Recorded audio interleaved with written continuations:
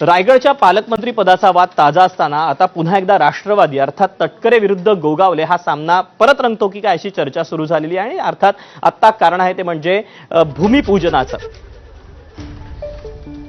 रोह्यातील कार्यक्रमापाठोपाठ माणगाव आणि इंदापूरमधील बायपास भूमिपूजन कार्यक्रमात राष्ट्रवादीने मंत्री भरत गोगावले यांना डावललं। यावर बोलताना आम्ही त्यांच्यावर अवलंबून नाही, असे किती येतील आणि जातील, एक दिवस यांना लोकांनी डावललं नाही म्हणजे झालं असं सांगताना त्यांनी त्याचा विचार करावा असा सल्ला गोगावले यांनी तटकरे यांना यावेळी दिला आहे। त्यांच्यावरती काय आम्ही अवलंबून नाही आहे, आम्ही जनतेवरती अवलंबून आहे।